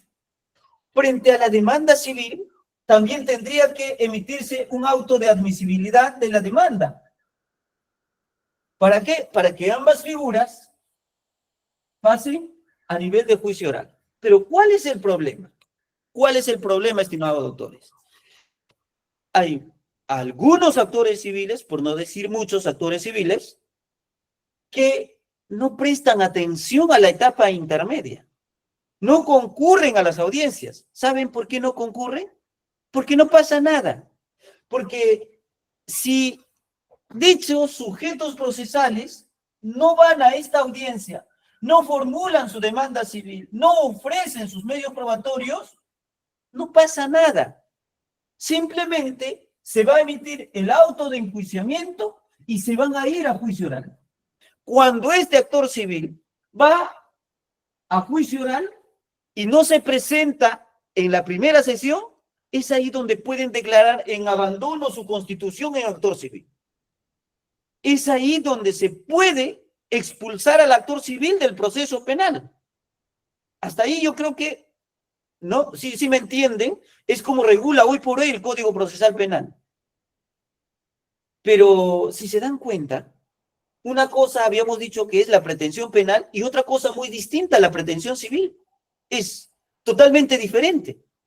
Y si ambas pretensiones son totalmente diferentes, y el actor civil no formula su demanda civil, no ofrece sus medios probatorios, se está yendo a juicio oral prácticamente sin una demanda que lo sustente, sin ningún medio probatorio que pueda acreditar su pretensión civil. Ojo, una cosa es constituirse en actor a nivel de la etapa de investigación preparatoria, es una mera constitución, quiere decir de que ahí ya formulaste tu demanda civil.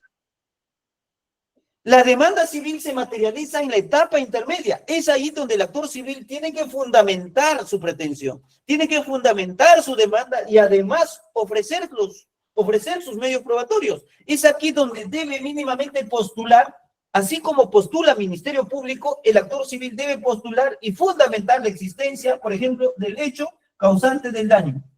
Tiene que fundamentar el tipo de daño. ¿Qué daño es? ¿Patrimonial, extrapatrimonial? ¿Cómo me voy a ir yo a juicio oral como abogado del imputado si no voy a saber qué tipo de daño está postulando actor civil?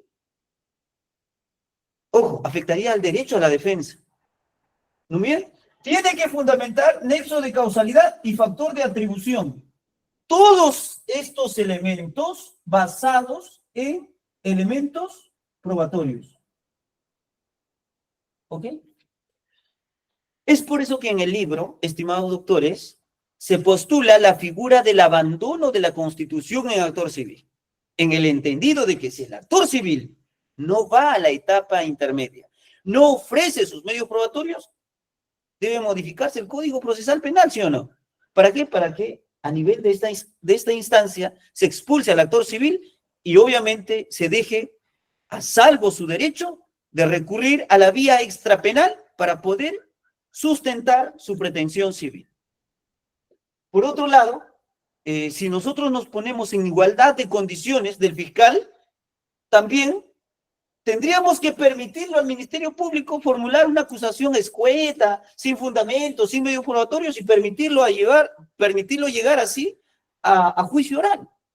Ojo, ¿por qué al fiscal sí se le exige y no al actor civil? Cuando ambas pretensiones están en mismas condiciones. No porque el fiscal es un sujeto estatal, tenga que decirse que su pretensión es más importante que la pretensión del actor civil. Ojo, están en mismas condiciones. Son mismos, ojo, claro, están en la misma línea, ¿no es cierto? Pero de todas maneras, por igualdad procesal, a ambas partes se le debe exigir que deben fundamentar su demanda civil, deben fundamentar sus medios probatorios, deben sustentar cada uno de ellos sus medios probatorios y el juez ya verá si admite o no admite sus medios probatorios. En el libro se hace recuento de una historia bastante triste. En el año 2023, mi persona renunció al Estado. Antes yo trabajaba en la Procuraduría de Crimen Organizado. Veía casos complejos relacionados a crimen organizado. En aquella fecha renunciamos sin tener ni siquiera un cliente, menos una oficina. ¿Ok? Entonces, habrán pasado 2 días, estaba haciendo mis publicaciones así por el WhatsApp, a ver, para mínimamente pues agenciarme de un cliente, aunque sea, y llega Elder, caso Elder. Está transcrito en el libro, ¿no? Es una historia que ese caso Elder de Ayacucho se inicia justamente en el estudio y hemos concluido con un caso de éxito en el caso de Elder. ¿Ok? A Elder, fíjense, se le estaba imputando por haber ayudado, ser cómplice de un delito de cohecho pasivo en el ejercicio de función policial. ¿Qué es lo que había hecho? Supuestamente, según Fiscalía, había ido un día después de lo que se había consumado el delito, desde que los efectivos policiales habían solicitado el dinero, un día posterior había ido a recoger supuestamente el dinero, hecho que nunca se probó. ¿Ok? Pero más allá de ello, nosotros siempre postulamos de que los hechos postconsumativos no era delito. No era delito. Por ejemplo, ¿no? El delito de cohecho se configura con el solo hecho de solicitar, de que el efectivo policial solicite. Digamos, esa solicitud se llevó a cabo un día 20. Si esa solicitud se llevó a cabo el día 20, acá se consuma el delito. Y Elder, de acuerdo a la teoría de la Fiscalía, había ido el día 21 a recoger supuestamente el dinero. ¿Ok? Dijimos, vamos a tomarlo por cierto. Vamos a decir que Elder ya, sí fue, ¿ok? Pero estos hechos son actos postconsumativos, es como matar al muerto. Es como si ustedes hubiesen cometido el delito de robo y luego hubiesen vendido ese celular, o sea, ese bien. Lo que ustedes hagan con el bien, ojo, en estricto ya es un acto consumativo donde no interviene el derecho penal. ¿Ok? Por lo tanto, si el delito se consumó acá, lo demás era un acto postconsumativo. A nivel de la etapa de investigación preparatoria, nosotros fundamentamos una excepción de improcedencia de acción, infundado. Sala, apelación, confirmaron la resolución. A nivel de la etapa intermedia, postulamos sobreseimiento, infundado, apelamos, sala, confirmaron la resolución.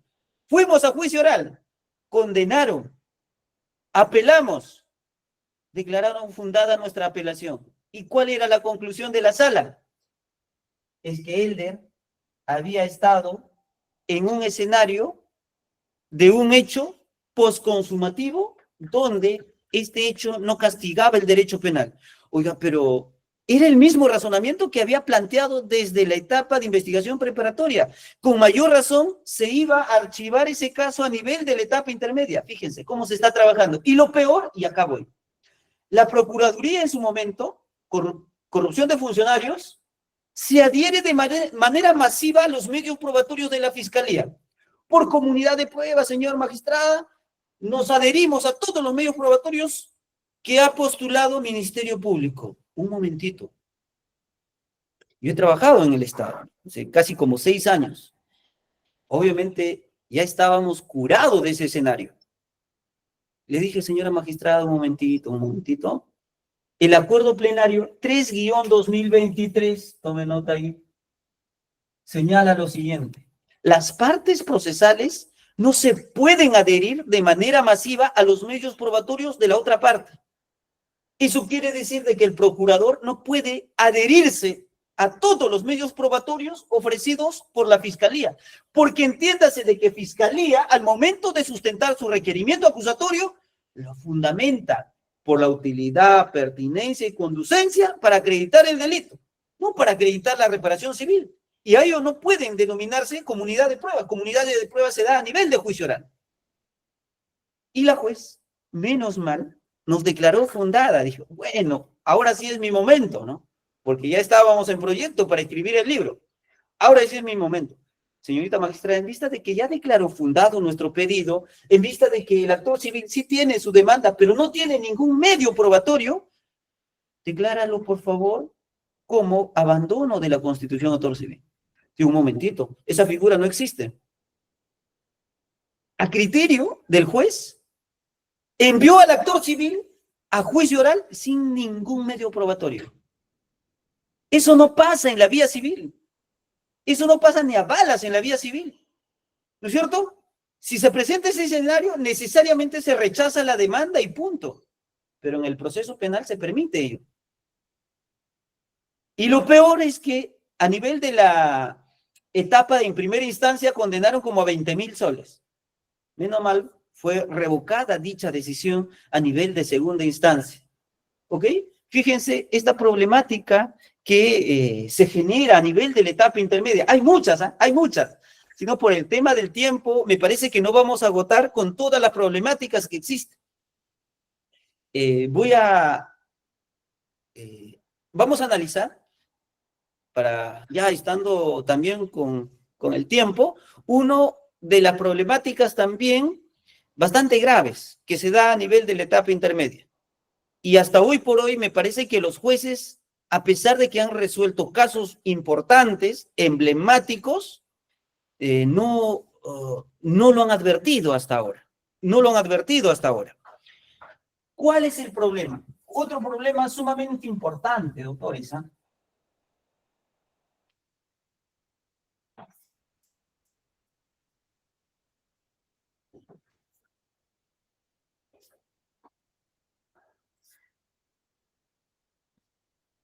Otro tema, a ver, vamos a ver. Fíjense, habíamos dicho nosotros, doctores, que la audiencia de control del requerimiento acusatorio, se divide en 3 partecitas, ¿no es cierto? Control formal, control sustancial y control probatorio. Una vez concluida esta etapa, doctores, el juez emite el auto de enjuiciamiento.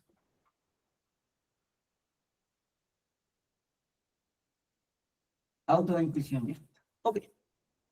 Habíamos dicho de que en el control formal se evalúa los presupuestos o requisitos formales. ¿Cuáles son esos requisitos o presupuestos formales? Entre otros, pueden verificar ustedes, artículo 349, dice, de que la acusación, fíjense doctores, debe ser redactada de manera clara y precisa.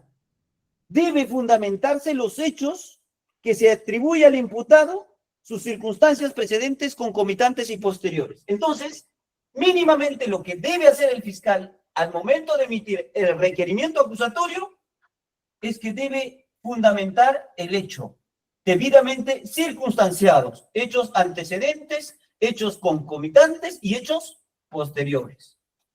Asimismo, dice de que la acusación mínimamente debe ser fundamentado con los elementos de convicción,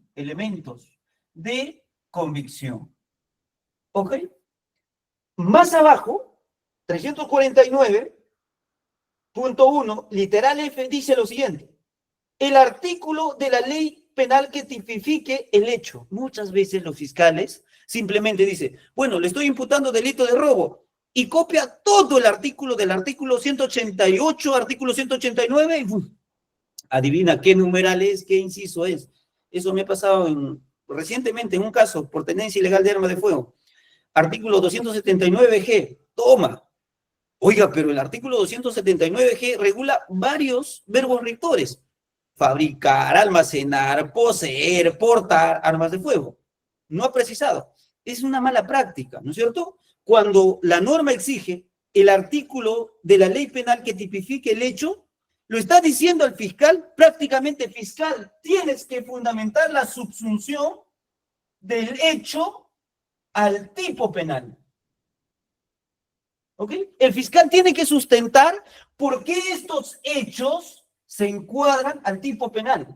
Si yo sumo hecho más elemento más tipo penal, lo que quiero decir es de que al momento de emitir el requerimiento acusatorio, debo respetar necesariamente el principio de imputación necesaria.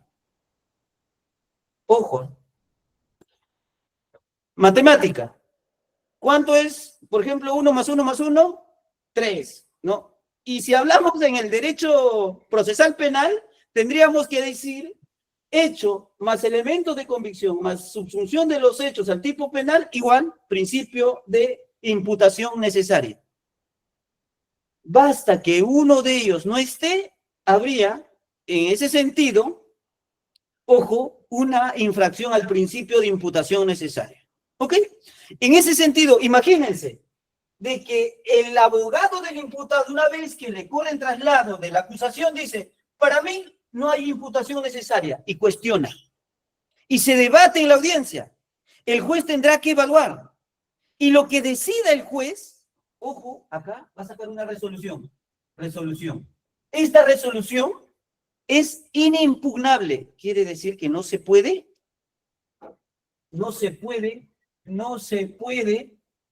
apelar. ¿Ok? No se puede apelar. Está en el artículo 352, numeral 2, ¿ya?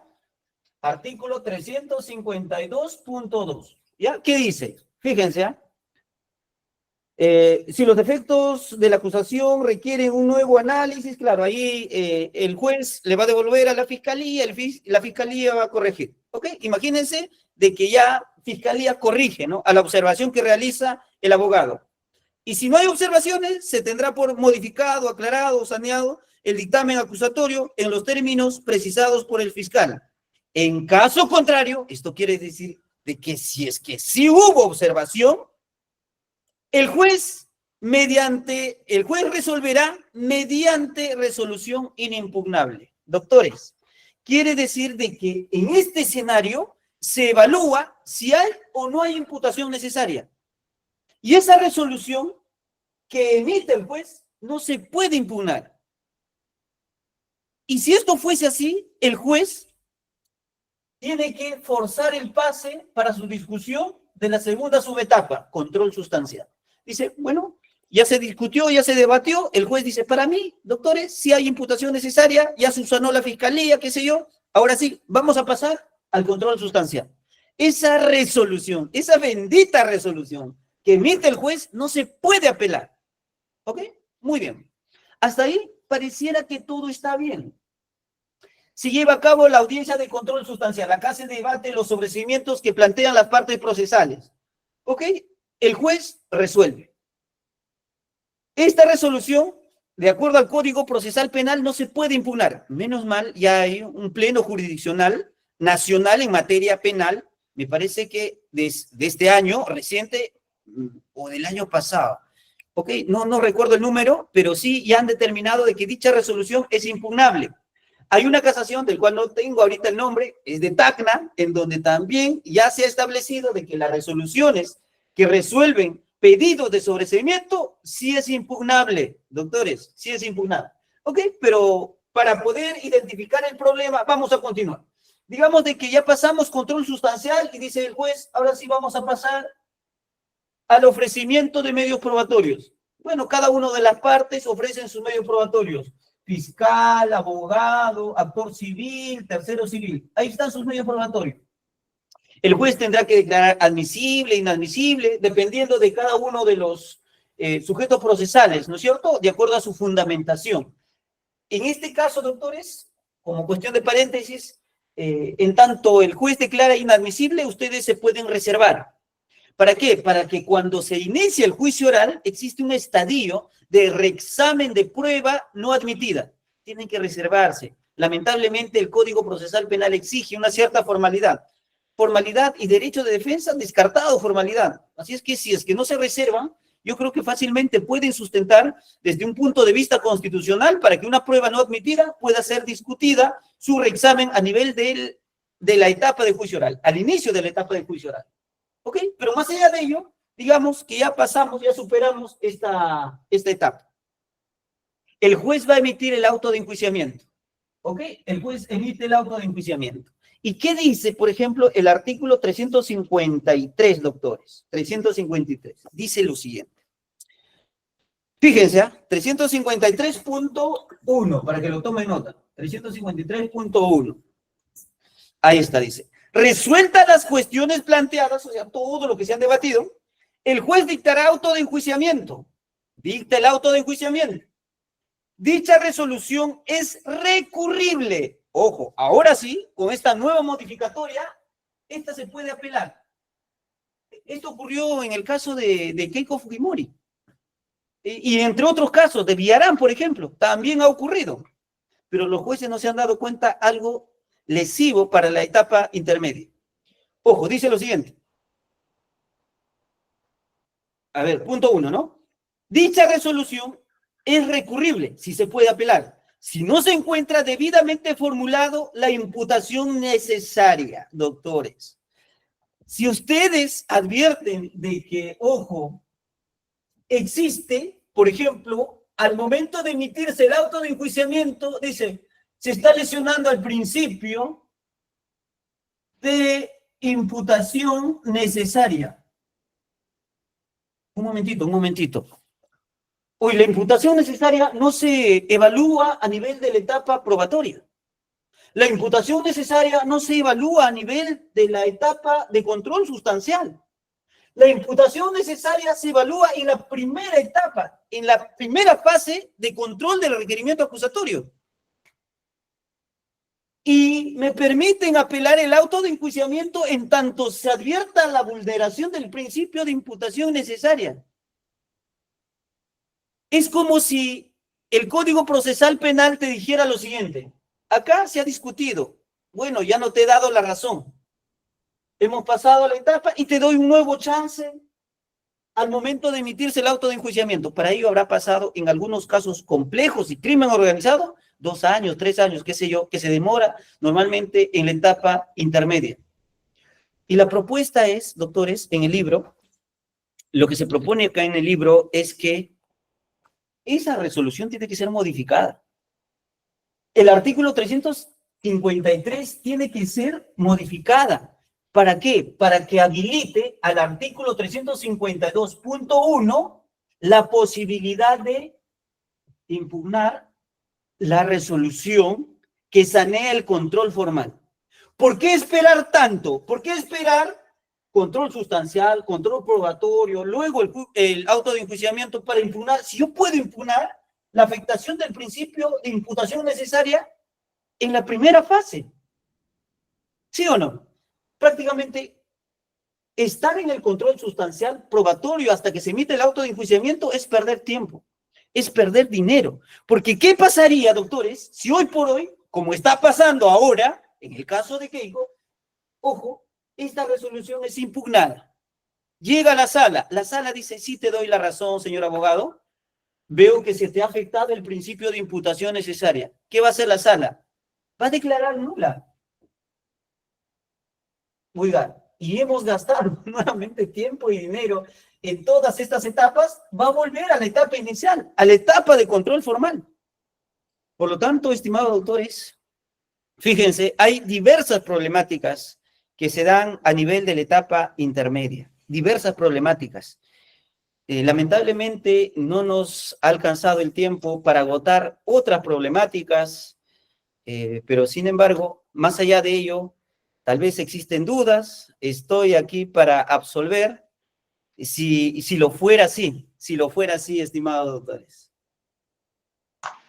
Muy bien, doctor Wilfredo, agradecemos su brillante participación nuevamente, muy completo, muy didáctico, de fácil comprensión. Y bueno, siempre recordarle que esperamos volver a tener su presencia en otro curso. Doctor, hay algunos comentarios que se han presentado en el chat, los voy a pasar a leer. Al parecer son algunas preguntas que no han sido absueltas. A ver, el doctor Braulio Bravo indica que si el fiscal presentó la reparación como actor civil y se da el sobreseimiento, el juez resuelve fundado el sobreseimiento, el actor civil puede demandar en vía civil a pesar de haber sido sobreseído. Ok, vamos a responder esa pregunta, doctores. Efectivamente, eso es, en tanto no exista, entiendo, actor civil, ¿no? Porque si hay actor civil, Ministerio Público ya no tiene por qué fundamentar la pretensión civil. Entiendo de que la pregunta va en el escenario en tanto no exista constitución en actor civil. Por lo tanto, doctores, si esto fuese así, Ministerio Público tiene la carga de doble pretensión penal, pretensión civil, ¿ok? Respecto a la pretensión penal, Ministerio Público puede postular el sobreseimiento, ¿ok? Y el juez puede declarar bien fundado el sobreseimiento. Termina el proceso.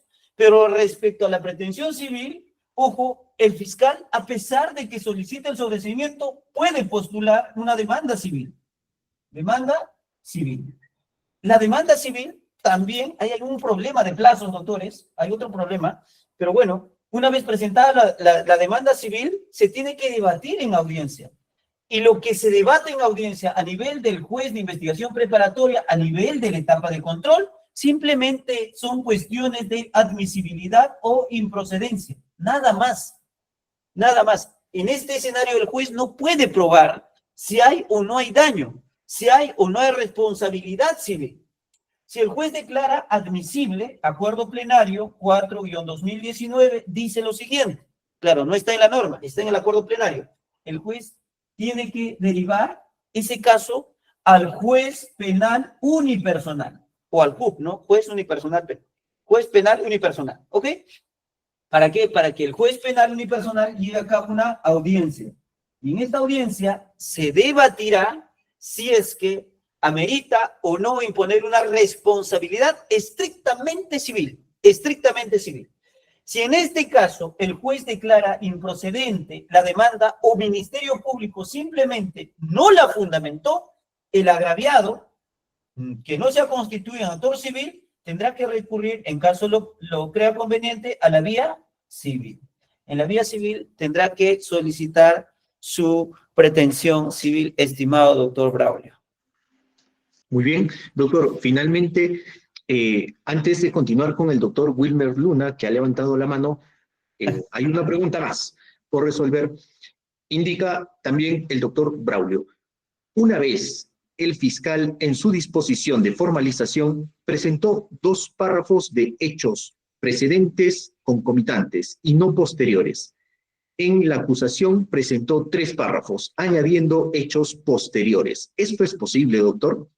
El artículo 349, doctores, numeral 2, regula el principio de congruencia procesal. Fíjense, el artículo 349.2 dice lo siguiente: contenido de la acusación. Punto 2, la acusación solo puede referirse a hechos y personas incluidos en la disposición de formalización de investigación preparatoria. ¿Ok? Fíjense, doctores, hasta qué punto sí se puede precisar hechos. Por eso es que incluso existe el control formal para que el Ministerio Público pueda corregir y precisar, no aumentar hechos. Se entiende de que la formalización de investigación preparatoria es la base de la acusación. Y la acusación es la base de la sentencia. En todo ello, doctores, existe el principio de congruencia. ¿Ok? Entonces, vamos a analizar el principio de congruencia entre la formalización de investigación preparatoria y la acusación. Todos los hechos que son investigados, por ejemplo, si investiga hecho A, hecho B, necesariamente estos hechos deben ser los mismos que deben contener la acusación A y B. ¿Ok? Puede ser de que por ahí se inicia o se investiga o se descubre un nuevo hecho. Pero ¿qué es lo que debe decir la Fiscalía? O tiene que emitir una disposición de ampliación de la formalización de investigación preparatoria. ¿Para qué? ¿Para incorporar imputados o para incorporar hechos? Un hecho C. A, B, C. Entonces, fíjense, en la acusación ya tendremos 3 hechos. 2 hechos con la formalización de investigación preparatoria, un hecho más con la ampliación de la formalización de investigación preparatoria, en total 3 hechos.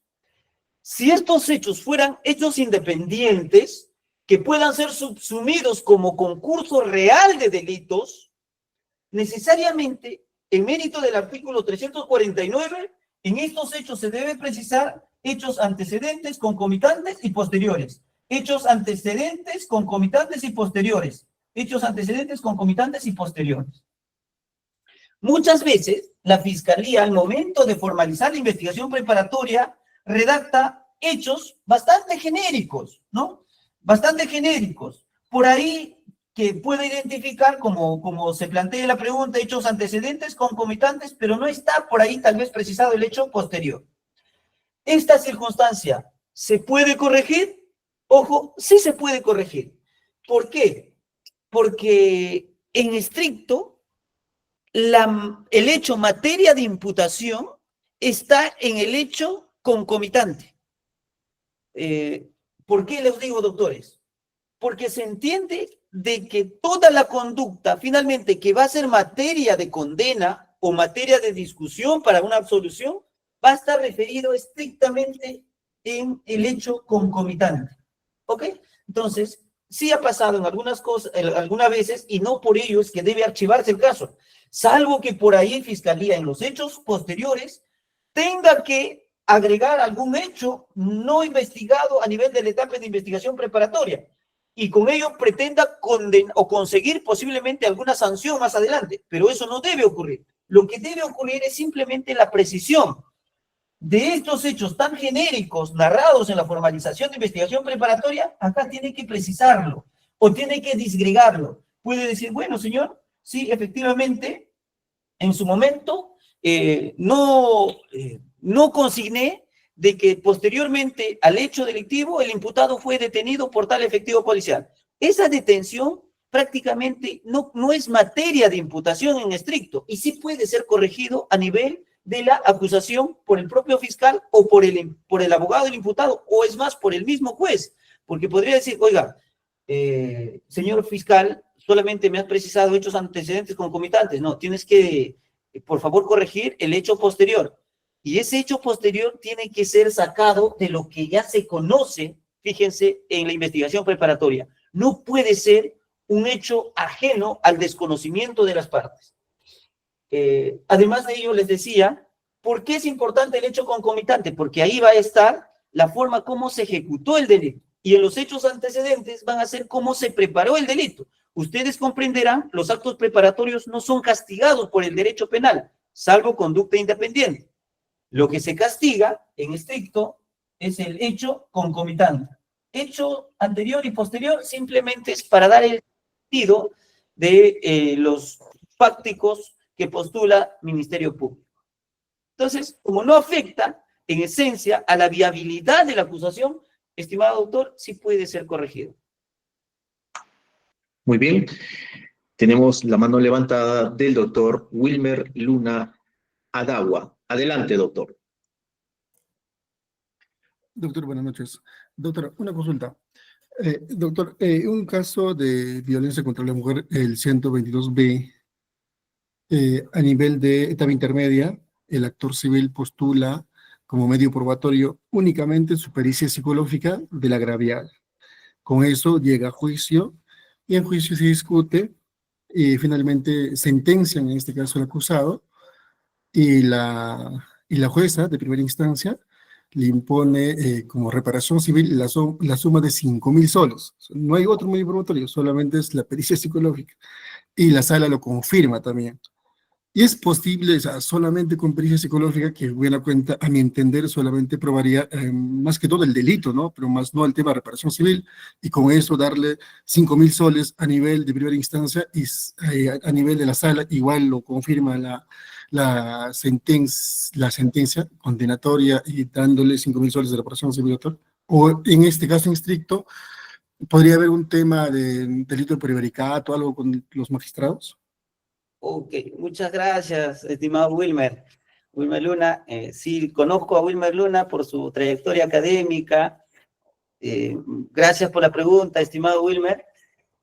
En el año 2019, doctores, en el año 2019, escribí un libro denominado La reparación civil en los delitos de organización criminal. Probablemente ustedes hayan leído al doctor Gálvez Villegas. Es uno de los magistrados, ¿no? Algunos tendrán sus posiciones al respecto, pero más allá de ello, ha escrito libros, entre otros, en donde señalaban que los delitos de peligro, por ejemplo, no generaban daños posibles de resarcir. ¿Por qué? Porque simplemente no se lesionaban bienes jurídicos. Entonces, en mérito de ello, en el año 2009, nosotros empezamos a estudiar, a analizar si efectivamente en los delitos de peligro existía esta posibilidad o no de imponer una pretensión civil. Y además analizamos una gran cantidad de resoluciones judiciales. ¿Y cuál es, por decirlo así, la constante en todas estas resoluciones? Es que no hay motivación en el extremo civil. En todas mis apelaciones, ojo, en todas mis apelaciones, siempre, hoy por hoy cuestiono la nulidad por defecto de motivación. Motivación aparente, motivación inexistente, falta de motivación, motivación insuficiente, qué sé. Pero la constante, doctores, en el Poder Judicial, si ustedes descargan cualquier tipo de resolución, si es más de la Suprema, descarguen, ustedes van a encontrar vicios o defectos de motivación en el extremo civil. Y seguramente, estimado Wilmer, no es ajeno este caso en donde los jueces, obviamente, hayan o no hayan cumplido con motivar debidamente la pretensión civil.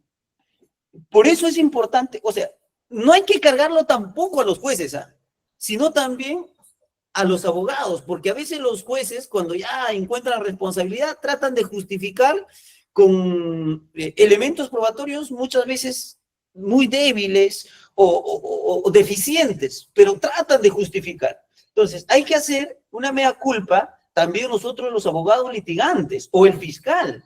¿Por qué? Porque ¿dónde parte el problema? El problema parte en la etapa intermedia, ¿no es cierto? En la etapa intermedia. Por ejemplo, ¿qué pasa si el fiscal acusa con pruebas insuficientes? Acarrea, obviamente, al sobreseimiento. El juez, si el juez realiza un verdadero control, lo que va a hacer es sobreseer la causa.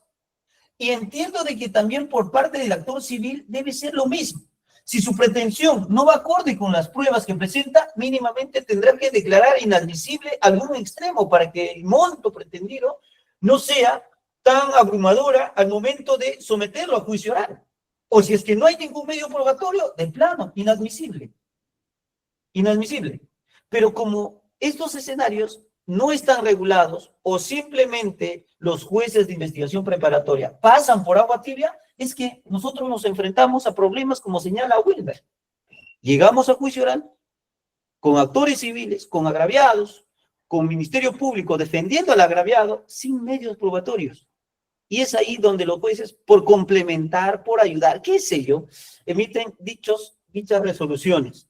¿Ok? Ahora, obviamente, si a uno se le debe exigir de que todas las demandas deben estar debidamente sustentadas con medios probatorios, y cuando hablo de demandas sustentadas, es ahí donde se debe identificar el tipo de daño.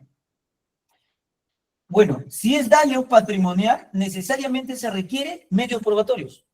Ojo, si alguien dice, yo he sido víctima de daño patrimonial, tiene que probarlo, sí o sí. Y si no lo prueba, de manera inmediata tendrá que el juez rechazar esa pretensión. El problema está con daño extrapatrimonial. El daño extrapatrimonial no requiere de prueba, requiere de inferencias, requiere de indicios. Pero dichos indicios, dichas inferencias, debe ser postulada por la parte, no complementada por el juez. Porque así, fíjense, se estaría parcializando el juez con la parte agraviada. Porque entendemos de que el juez, fíjense, no es un juez fiscal, es un juez imparcial. Y con esto termino, ¿no? Porque a veces tengo tanta cólera.